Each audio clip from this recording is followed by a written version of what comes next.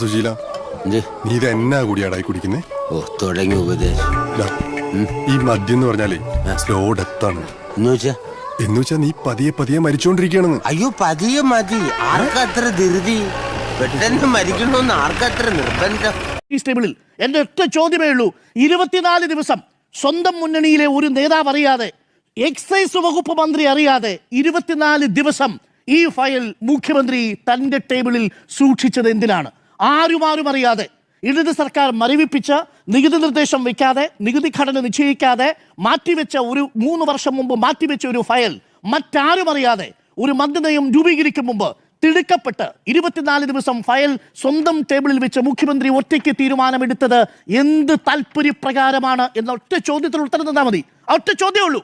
ആ ഒറ്റ ചോദ്യത്തിന് ഇതുവരെയും വി ഡി സതീശൻ ഉത്തരം നൽകിയിട്ടില്ല. ഒടുവിൽ രാത്രി 12 ജൂലൈ 14 ബഡ്ജറ്റിന്റെ ഭാഗമാകാനുള്ള തീരുമാനമെടുക്കുന്നു. 8:45 പിറ്റേ ദിവസം രാവിലെ അത് ബഡ്ജറ്റിന്റെ ഭാഗമാകുന്നു.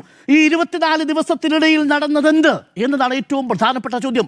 പ്രേക്ഷകർക്കറിയാം, 100 മുതൽ 300 കോടി രൂപ വരെ ടേൺ ഓവർ പ്രതീക്ഷിക്കുന്ന ഒരു കച്ചവടം, ആ കച്ചവടത്തിന് വിപണി തുറന്നു കൊടുക്കുന്നതിനുള്ള നീക്കമായിരുന്നു വകുപ്പ് മന്ത്രി അറിയാതെ, UDF മറ്റ് ഘടകകക്ഷികൾ അറിയാതെ മുഖ്യമന്ത്രി ഒറ്റയ്ക്കെടുത്ത തീരുമാനം. ആ തീരുമാനത്തിന്റെ പരിണിത ഫലമാണ് ഇപ്പോൾ മുഖ്യമന്ത്രിയെ പ്രതിരോധത്തിലാക്കിയിരിക്കുന്നത്.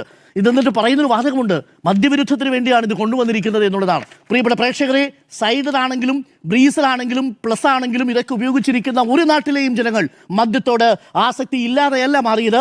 വൈനിൽ തുടങ്ങി, ബീറിൽ തുടങ്ങി, സൈഡറിൽ വന്ന് 40%, 46%-ലേക്കും ഒക്കെ മുന്നോട്ട് ചവിട്ടി കയറിപ്പോയ ചരിത്രമേ നമ്മുടെ മുന്നിലുള്ളൂ. അതുകൊണ്ട് ദയവ് ചെയ്ത് ഇത് മദ്യനിരോധനത്തിനും മദ്യവിമുക്തിക്കും വേണ്ടിയാണ് ഞങ്ങൾ വീര്യം കുറഞ്ഞ മദ്യം കൊണ്ടുവരുന്നതെന്ന ഉട്ടോപ്പിയിലെ സിദ്ധാന്തം ഇവിടെ അവതരിപ്പിക്കരുത്. ഒരു ശാസ്ത്രീയ പഠനവും അതിനെ തെളിവായി കൊണ്ടുവരുന്നില്ല എന്നുള്ളതാണ്.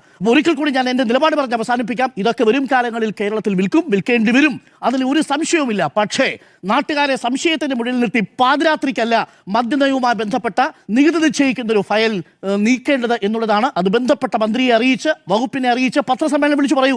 എന്റെ പൊന്നു സാറേ, അല്പം ചട്ടം പിത്തറില്ലാതെ ഇവിടെ ജീവിക്കാൻ പറ്റത്തില്ല.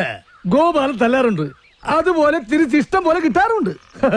നമ്മൾ മാത്രം മര്യാദക്കാരെ ജീവിച്ചാലേ തല്ലുകൊണ്ട് തൂറി മേഴുകത്തേ ഉള്ളൂ. സാറേ, മുഴുവൻ കഴിഞ്ഞിട്ടില്ല എന്റെ